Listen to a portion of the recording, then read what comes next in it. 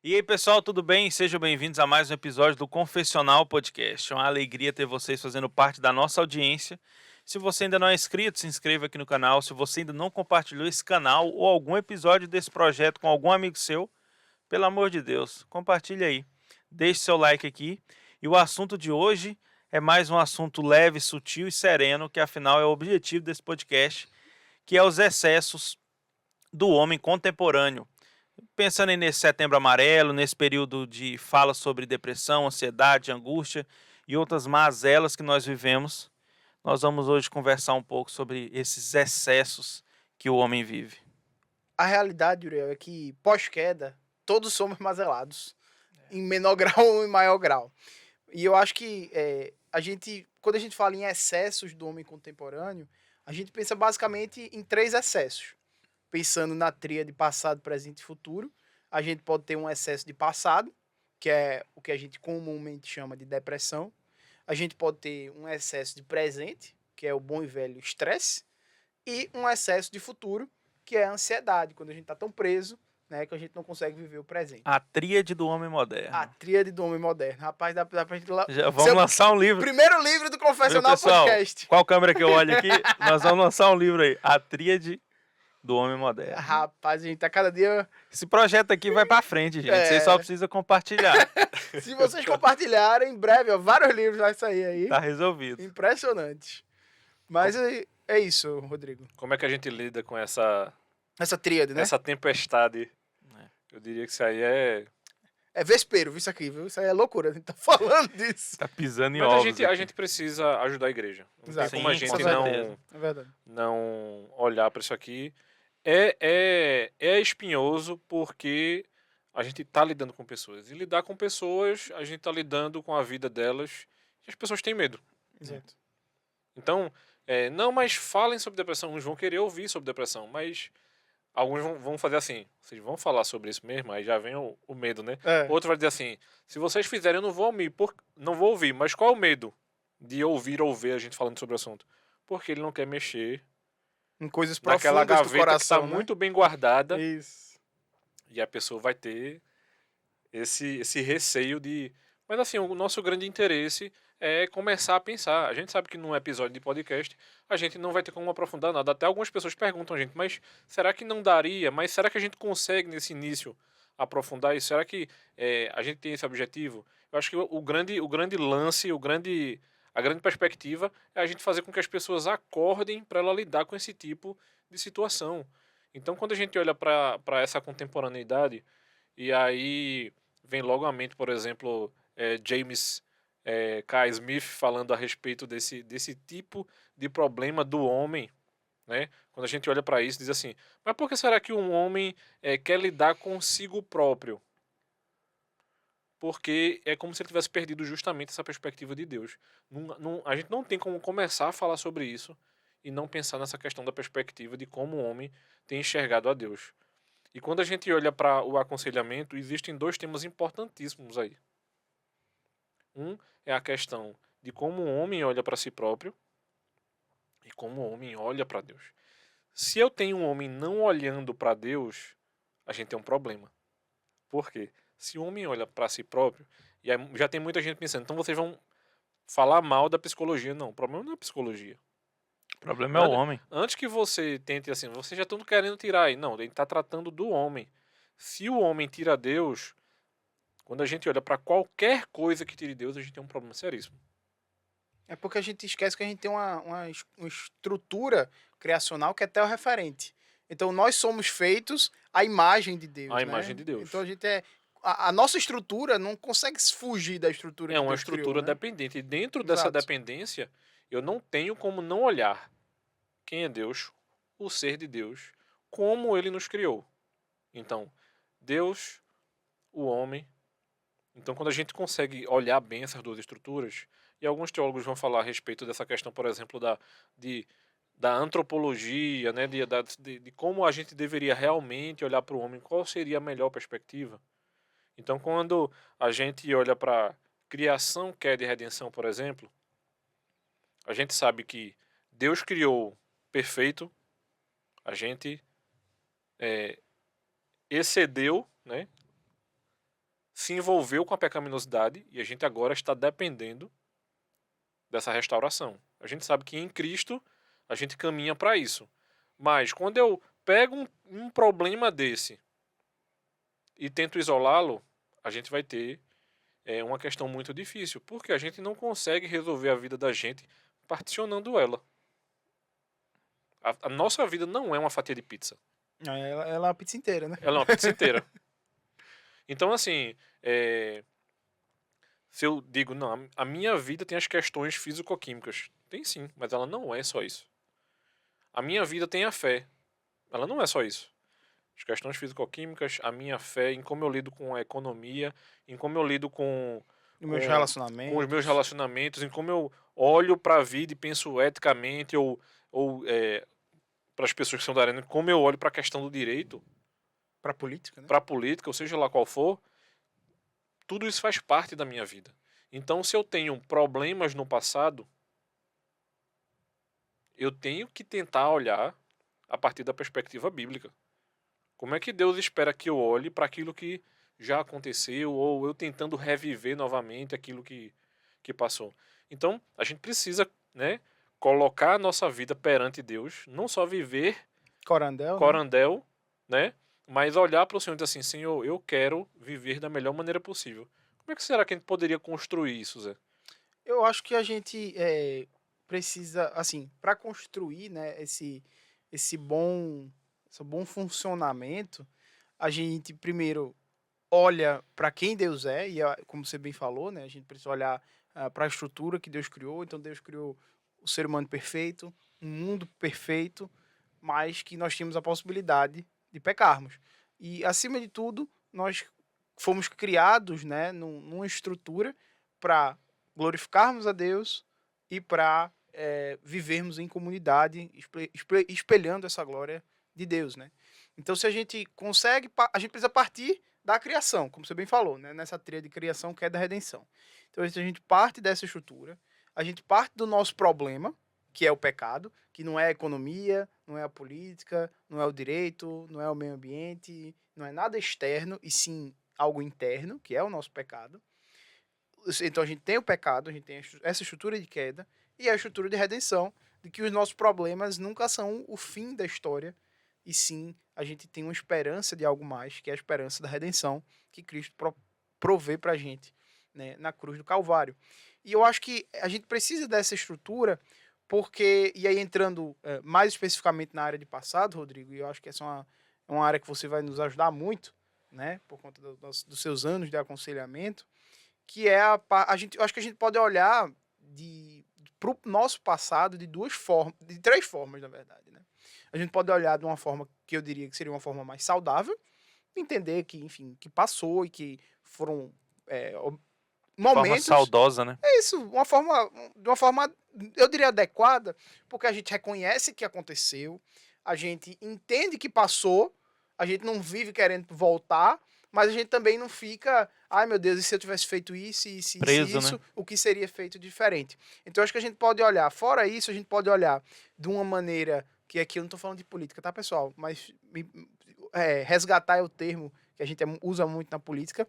A gente pode olhar para o passado de uma forma reacionária, ou seja, de uma forma que a gente idolatra o passado, de que a gente ama o passado, que a gente idealiza um passado onde tudo era perfeito e bom, e como muitas pessoas falam, né, principalmente os mais velhos, falam assim, na minha época não era assim, na minha época tudo acontecia isso. Todo idoso se vangloria de falar isso. Exato, como se não tivesse uma porrada de problema no tempo deles, né? O mundo sempre teve problemas, né? Como a gente sempre comenta aqui. E outra forma... E não que não possa haver coisas boas Exato, de existe. cada época. Como existe agora, existe em outras épocas, mas, né, também tem problemas naquela época, tem problema hoje e vai ter no futuro.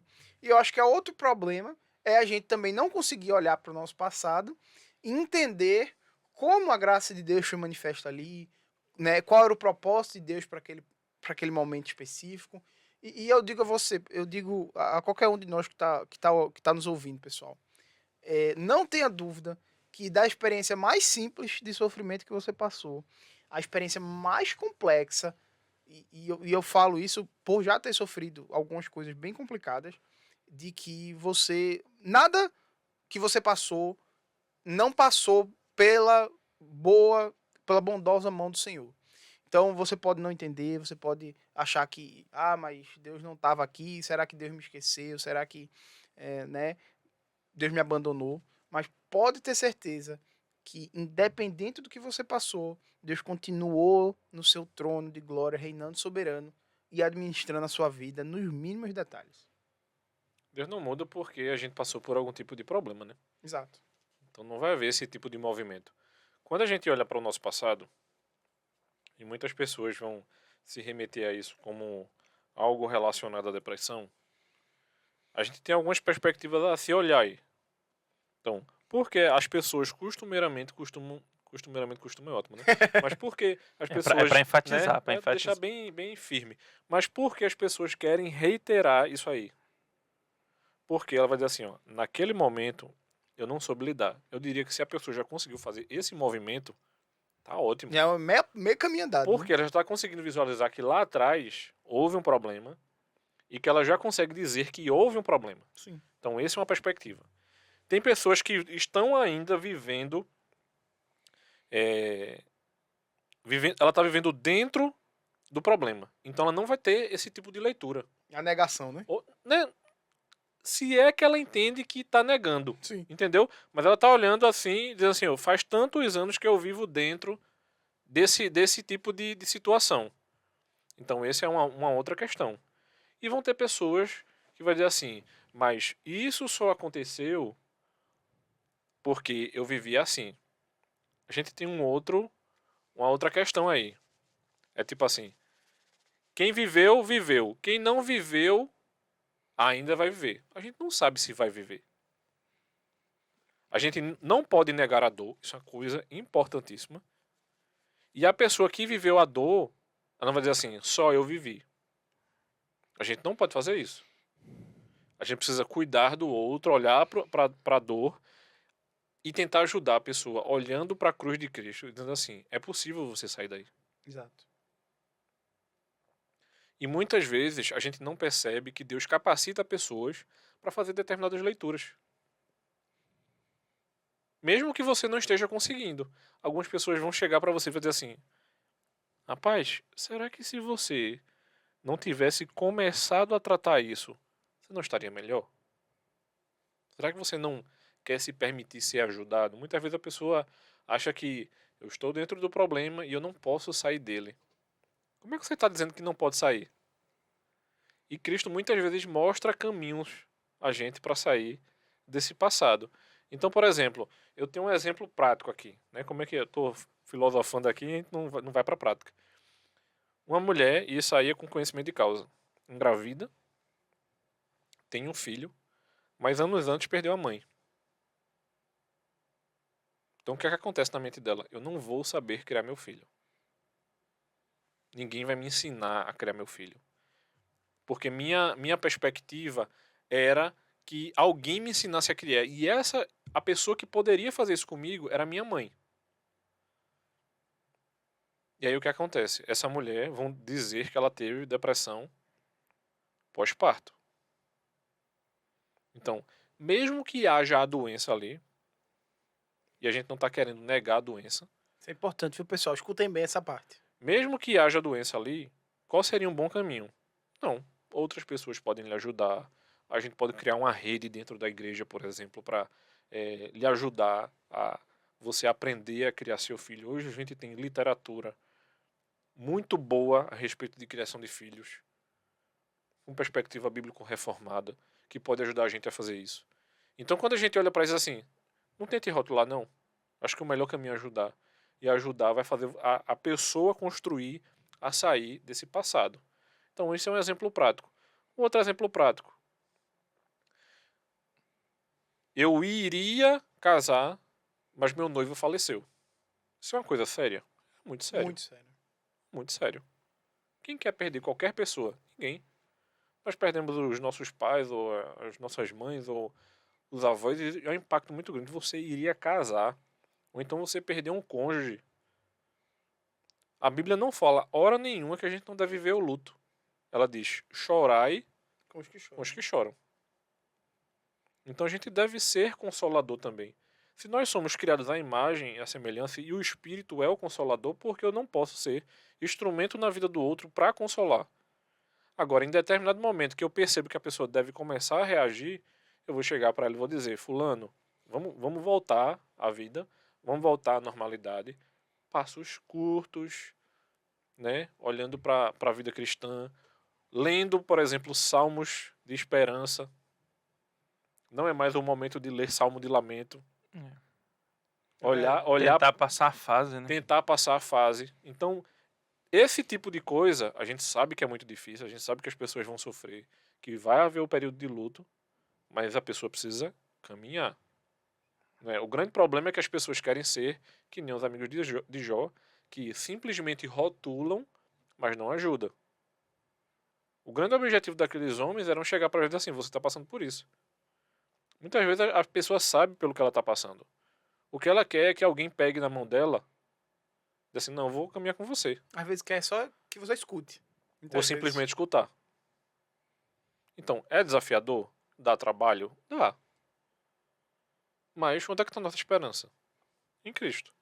Então esse é um aspecto. Qual seria um outro aspecto, Isa, pra gente expandir aí essa... É porque se deixar, o Rodrigo pode fazer esse episódio sozinho. Não, mas vamos, me ajudem aí. É o Rodrigo Confessional. Exatamente. Esse episódio foi feito para Rodrigo.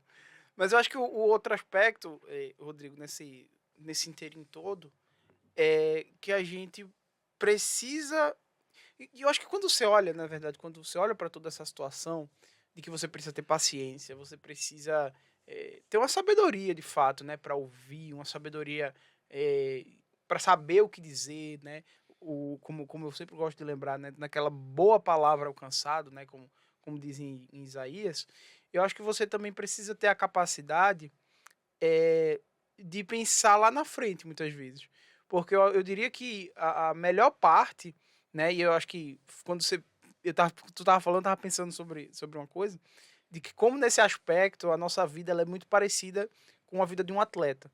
Como, por exemplo, quando um atleta ele se machuca, é horrível. É horrível, porque você tem que parar de se exercitar, de treinar, enfim, independente do que é que você faça. Você tem que parar de treinar, você tem que, enfim, tem que ir pro médico, fazer uma cirurgia, toda uma volta, uma recuperação, Período de reabilitação. uma reabilitação, fisioterapia, alimentação, não sei o quê. E aí você volta pro treino, aí você volta bem devagarzinho e tal. E eu acho que o processo do sofrimento, ele é muito parecido com isso. Sabe uma coisa interessante? É que quando você gosta de algum esporte, você começa a pesquisar demais a respeito do esporte. É o vôlei. Sim, Né? é assim mesmo. E aí, hoje em dia, os atletas, eles gastam muito mais tempo com prevenção de lesão, Sim. com recuperação muscular, por exemplo, do que com, por exemplo, treino. Sim. Né? Eu gosto, o Zé falou de vôlei, eu gosto muito de basquete, né? Então, assim, eu tava vendo, por exemplo, o quanto LeBron James gasta, fora o treino dele dentro Dentro de quadra, do né? time que ele tiver, ou seja, com personal, com equipamento, com tudo mais. É assim, é uma conta milionária por ano. Aí muitos se perguntam, né? É tipo assim, por que hoje atletas mais velhos têm conseguido, atletas de ponta, obviamente, Sim, claro. se manter em alto nível? É. E aí a pessoa pode estar se perguntando, né? O que é que está querendo comparar? Aí, se a gente tivesse buscando a Deus com o mesmo afinco que esses atletas Buscam excelência. buscam excelência, não é que a gente não iria sofrer, a questão não é essa. A gente iria lidar melhor. Com sofrimento. E entender melhor, né? Porque imagina se um atleta desse se entrega a lesão dele. Não que não possa acontecer, a gente sabe de casos que acontecem. Sim. Tem atletas que têm uma lesão muito séria, ele não volta mais à normalidade. Não que... A gente sabe que tem extremos de lesão, assim como a gente sabe que tem doenças que realmente vão afetar o ser humano. Então, a gente não lida sempre com o extremo. A gente vai ter pessoas com problemas mais fáceis e mais leves, e a gente vai ter pessoas com problemas muito sérios. Sim. Então é a mesma coisa, mas qual é a nossa perspectiva? É que se o crente tivesse bem com Deus o tempo inteiro, é a mesma ideia da perspectiva de prevenção de lesão. Ele estaria com a probabilidade de sofrer muito menor. Sim. Em outras palavras, o momento de oração, de devoção, momento De de culto. convívio com a comunidade, de culto, é uma forma preventiva, né, para ele se capacitar melhor a entender as mazelas que ele vai viver, esses excessos, né, que a gente está conversando É, aqui. é a sua joelheira, é a É. sua tala do ombro, é a sua tala do pé. É a É tudo espada, isso. Exato, eu tava pensando nisso. né, O O escudo, escudo da salvação, exato, é isso a é, mesmo. tu, A armadura. é couraça da tudo isso, justiça. é toda uma capacitação Pra batalha, né? para Pra batalha, entendeu? batalha, Para exato. batalha que seja do excesso que causa depressão, que seja da ansiedade, da angústia ou de qualquer outro sofrimento que vai viver. Mas se ele estiver capacitado, como o Rodrigo disse, vai ser mais fácil para ele viver isso. E inclusive para você ajudar. Porque se você tem a perspectiva de querer ajudar outros, e isso é uma perspectiva bíblica também, você tem que se capacitar também. Sim. Sim, com certeza. Duas coisas importantíssimas dentro do aconselhamento é interpretação bíblica e conhecimento da Bíblia. Não existe conselheiro que não conhece. Se o conselheiro tem um baixo conhecimento bíblico, ele vai ter mais dificuldade, Claro. Se obviamente. o conselheiro não conhece Bíblia, ele não é conselheiro, ele é coach. Você vai querer mexer nesse bicho Uriel, Uriel. Fica para outro episódio. É, Então, assim, isso é uma coisa riquíssima pra gente dentro da palavra. Mas a gente sabe que tem outros excessos também, né? eu acho que talvez óbvio que os três aspectos que a gente tá tratando aqui, né? Depressão, ansiedade e estresse. Eu acho que uma coisa que eu ia falar no começo, Rodrigo, e não tive oportunidade, é que quando as pessoas mandam esse tipo de pergunta, né? Vocês não vão, sei lá, fazer uma parte 2 do vídeo, né? Ou enfim, se aprofundar mais nesse tema. Eu acho que existe há tempo para tudo debaixo do sol, né? A gente está estabelecendo, a gente está construindo os fundamentos para quem sabe no futuro a gente fazer séries sobre assuntos específicos, né? Mais de um episódio sobre um mesmo assunto, enfim. Sabe, pessoal que, né, há muito futuro ainda pra gente E assim, construir, a gente né? também não vai responder todas as dúvidas, né? Exato. Mas que a gente faça séries de algum assunto, Sempre vai ter assuntos que a A gente ideia vai... nossa é realmente ter esse diálogo sobre o assunto. É quando Exato. você assim, o que eu deveria pensar sobre psicologia e cristianismo, sobre aconselhamento, sobre internet, sobre culto online, sobre Literatura. isolamento, literatura, sofrimento, pregação, sobre aconselhamento bíblico. E você ter aqui no canal a oportunidade de ver pessoas crentes, reformados, presbiterianos, conversando sobre o assunto. Confessionais. Confessionais, Eita, aleluia. calvinistas, conversando sobre o assunto. Nós não responderemos todas as dúvidas, Não, ninguém é capaz de impossível, responder, impossível. mas nós queremos ter esse diálogo para que seja útil para você. Se a gente ficasse, assim, se esse projeto durasse até os nossos 90 anos, os assuntos ainda assim não iriam acabar. Com certeza. Os com assuntos certeza. assim ainda assim não iriam acabar. E se você tem alguma dúvida, envia lá, perguntarnoofende.com. Com certeza a sua dúvida vai entrar na minha planilha. E aí, a gente saindo de um extremo pro outro, tem pessoas que vão sofrer da depressão. E a gente sabe que existe uma quantidade de diagnósticos. E eu acho que isso é uma coisa séria, que pode até se tornar um episódio, né? Já soltando uma Spoiler. outra ideia aí. Será que todas as pessoas que estão doentes realmente estão doentes? É isso. Mas aí, saindo do extremo da depressão e indo para a questão de ansiedade, que é o outro excesso, né? O excesso de Isso. futuro, você querer viver preso lá na frente por aquilo que não aconteceu. Isso.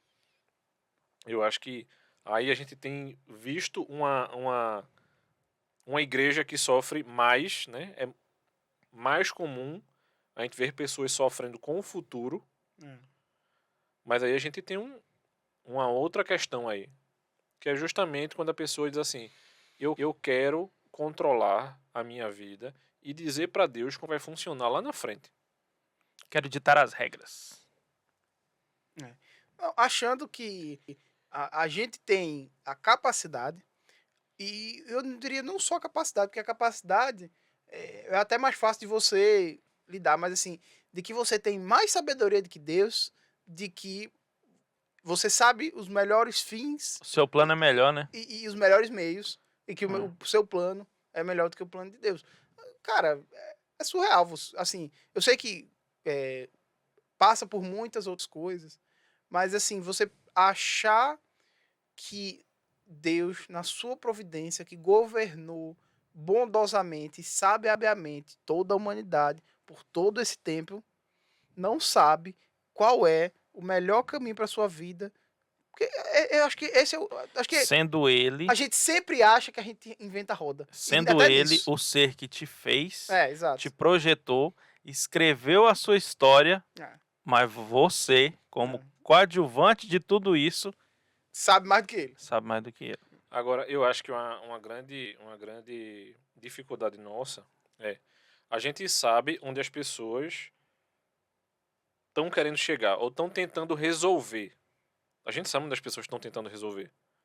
Mas a gente não sabe olhar para a pessoa vivendo ali essa tentativa de controle e dizer assim, meu irmão, eu tô aqui, eu quero lhe ajudar e eu quero que você pare de ir lá para frente.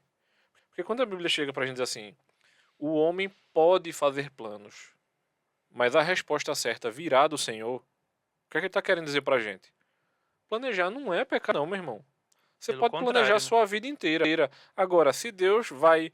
Né, vamos supor que a vida da gente é um joguinho de Tetris, por exemplo, né? Ou então um jogo de dominó, sei lá, algum tipo de joguinho desse que Deus diz assim, e ele move uma peça. A partir do momento que Deus chega e move uma peça, as pessoas se desesperam completamente. Agora, vamos pensar o seguinte, não existia pandemia, Bons tempos. e Deus estava mexendo em poucas peças Sim. para algumas pessoas. Sim. Para algumas outras em mais peças. Claro. Agora imagina Deus pegar e colocar a mão no tabuleiro inteiro. E dizer assim, eu vou mexer com o mundo inteiro agora. É meu. Tudo é meu, é do jeito que eu quero, vocês não controlam nada. Quem não se desesperou lá no início da pandemia? Todo mundo. Por quê? O que é que vai acontecer amanhã? Jamais saberemos. Ninguém sabe. A minha viagem que estava programada, Aquele projeto que eu tinha. aquele projeto que eu tinha, nada. E pensando sobre isso de ansiedade futuro, o Rodrigo falou um ponto assim que eu acho que vale a pena. Eu acho que vale assim um reforço para aquilo que o Rodrigo falou sobre a questão do futuro, né? É útil ao ser humano ser organizado, é útil ao ser humano se planejar, confiando que a vontade de Deus é que prevalece, que o plano de Deus, o plano perfeito de Deus é que vai prevalecer, mas é necessário que nós sejamos organizados. Porque se nós não formos organizados, as coisas vão entrar num precipício de bagunça na nossa vida, que vão atrapalhar a nossa comunhão com Deus. Se a gente não saber tirar um tempo para todas as coisas, a Eclesiastes nos diz isso. Há tempo Pra tudo. para tudo. E a mesma Bíblia nos diz que a cada dia o seu próprio mal. Exato, e você se organiza. Por exemplo, não é tão bom e tão comum, por exemplo, você se organizar para fazer uma viagem. Faz parte, tá todo mundo acostumado. Então, não, beleza, a gente vai fazer uma viagem, vai fazer viagem tal, a gente vai poder gastar tanto. E vai outra, fazer se tal você coisa. é casado, tem filhos, você vai ter que ver a sua agenda Ah, para encaixar com a da sua esposa, não, com das dos seus crianças, filhos, exato. para você sair. Ou seja, precisa ter uma organização. E a gente vê outro tema aí para outro episódio aí para a gente falar sobre isso. O crente precisa ser organizado. Sim. Ele precisa realmente saber marcar e fazer. Sabe uma coisa que normalmente desestrutura a vida da gente? Coisas que não estão planejadas durante a nossa semana. Então, quanto mais organizada a pessoa é, mais dificuldade ela tem em lidar com Rapaz, esse tipo de coisa. Então, por exemplo, pegando a minha realidade, quer desestruturar a agenda de um pastor? Só precisa uma pessoa falecer. Velório. É. Sim, Acabou-se. é verdade. A agenda da semana foi pro lixo. É. Você vai ter que reorganizar completamente a semana e você vai fazer aquilo que é mais urgente, obviamente. Óbvio, claro. Mas, quando a gente para e pensa assim, então quer dizer que eu não tenho que me planejar. Então tá falando disso. A gente tá falando justamente o Justamente contrário, o né? contrário, mas quem é que controla tudo? Ah, Deus. É o Senhor. Ele é o dono de tudo, inclusive do tempo. E é exatamente pelo fato dele ser o dono de tudo, é que você precisa fazer sua parte. exato. Então, assim, quando a gente percebe que Deus está controlando o nosso futuro, quando há uma mudança ou alguma ruptura ou alguma coisa que pode desestabilizar a gente, quando a gente percebe que Deus é quem controla isso, é muito mais fácil para a gente lidar com esse tipo de coisa. Então, assim, pessoas vão se destabilizar. Eu estava lembrando aqui, quando meu pai faleceu, eu lidei de uma maneira, minha irmã lidou de outra maneira, Minha mãe lidou de outra maneira. Eu não posso dizer assim, todos têm que funcionar como eu funciono. Jamais. Não. Ninguém funciona desse jeito. Não. A gente precisa respeitar o outro, mas a gente também precisa puxar o outro quando é preciso puxar e frear quando é preciso frear.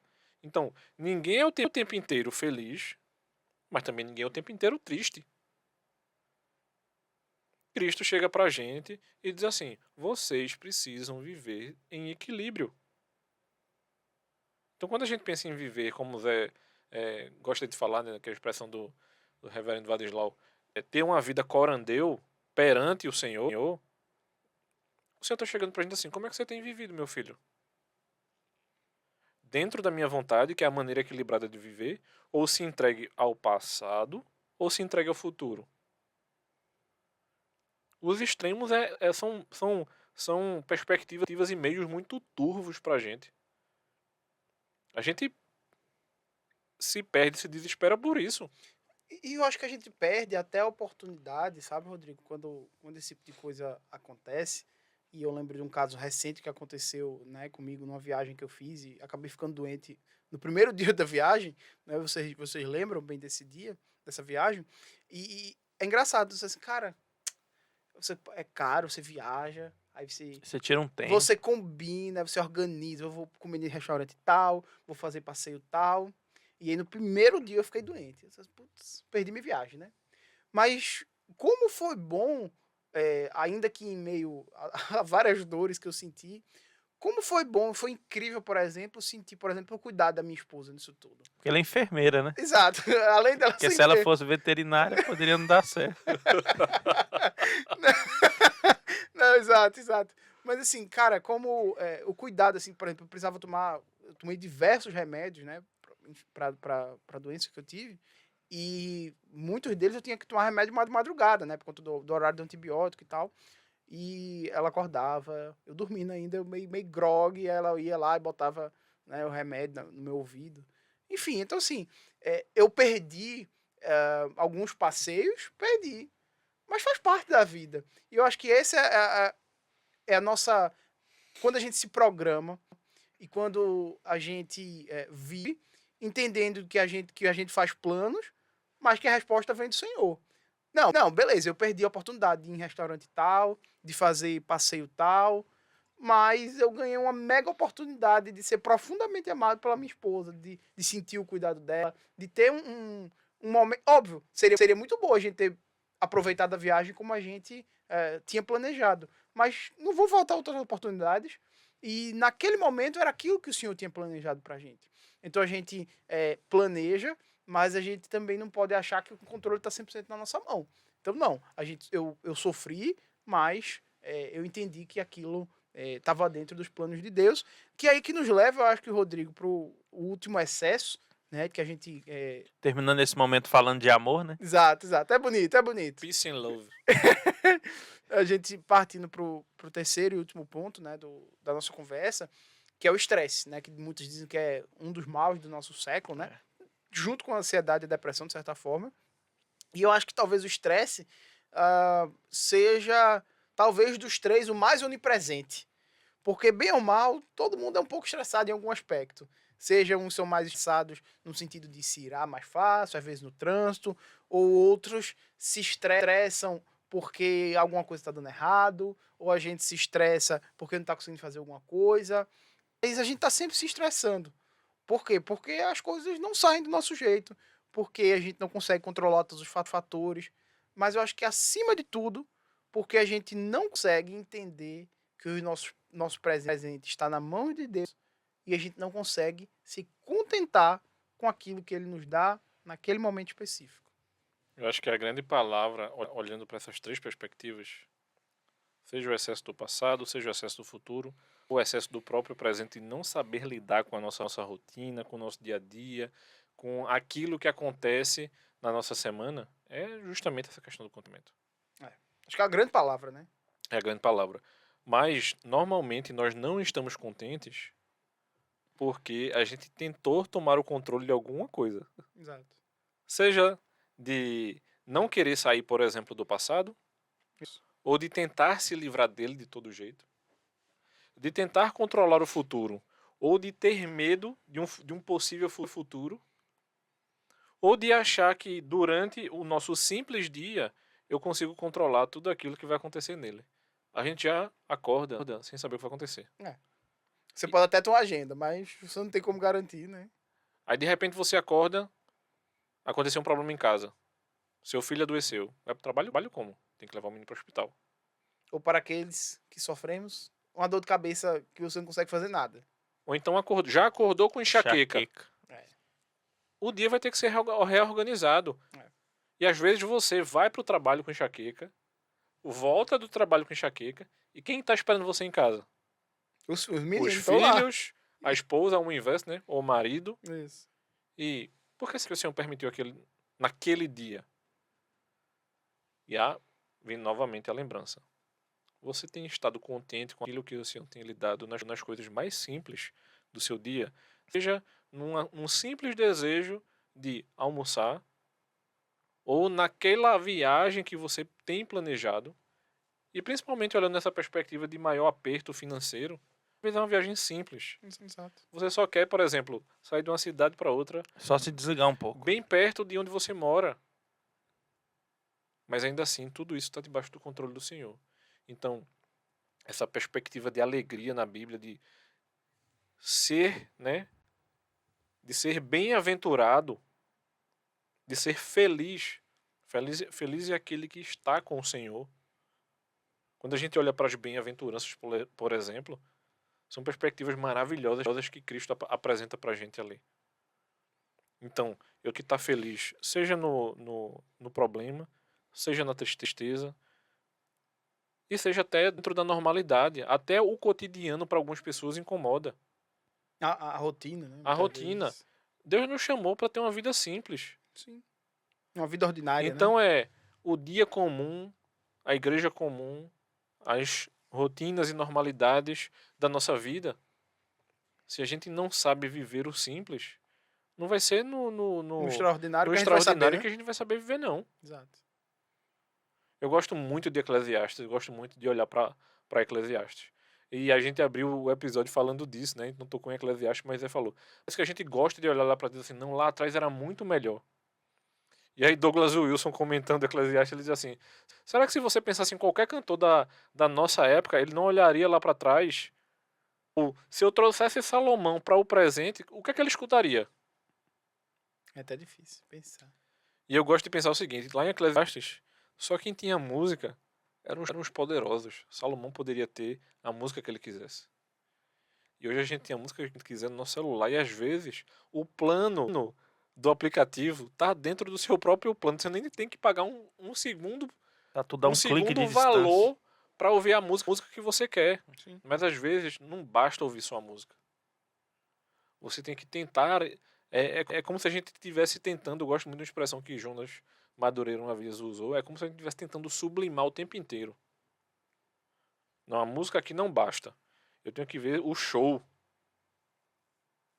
Não, o show não basta não. Eu quero entrar no camarim e dar um abraço naquele cantor que eu gosto. Não, almoçar a comida que minha esposa fez ou que a minha mãe fez.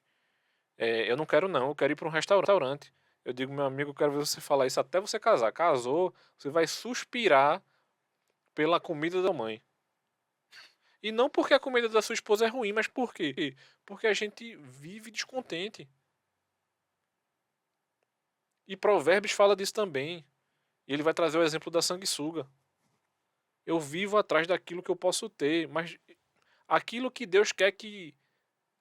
Não é nem que Ele queira, né, na verdade. Né? Aquilo que Deus permite que nós tenhamos, né? nós já temos. É como o poeta, né, falou, citando o Salmo 23. Se o Senhor é o meu pastor, aquilo que Eu não tenho. eu não tenho, eu não preciso. Então, é dentro dessa perspectiva. Então, Deus chega pra gente assim, viva a vida perante mim e viva ela da maneira mais simples possível. E de forma contente, né? Porque, afinal de contas, essa é a parte que nos cabe do nosso latifúndio, né? Essa é a verdade. Ou como diria Salomão, né? Isso é o que cabe debaixo do sol. Exato, exato.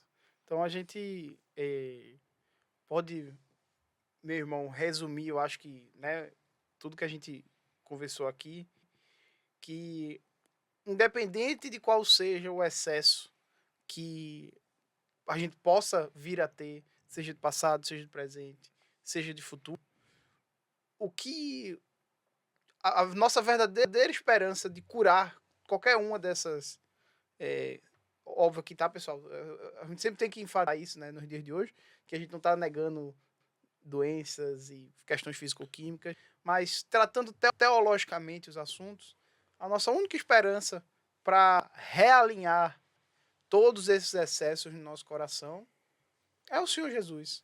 É a estrutura criacional que o Senhor nos deu, é a igreja, né? É a comunhão com os irmãos, é a comunhão com o Senhor, é a leitura da palavra, é a oração, o uso diligente dos meios de graça.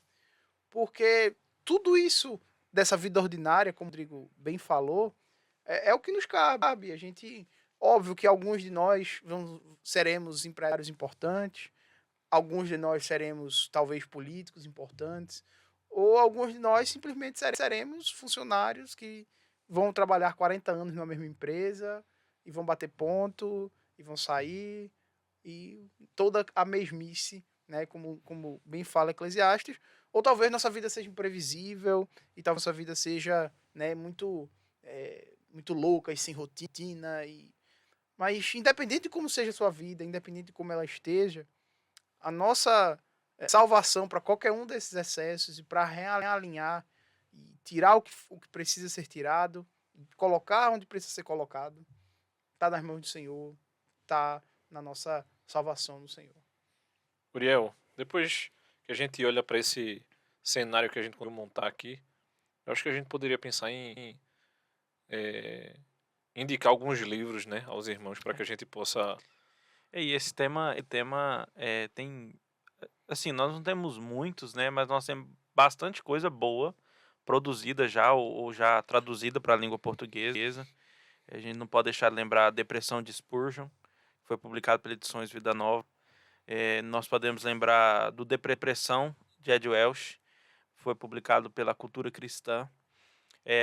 Aquela série de box, são 5 box lançados pela Fiel também, que trata vários assuntos lá de aconselhamento, que também nos ajudam a entender esses excessos que nós tratamos aqui, tanto do passado, presente, como do futuro.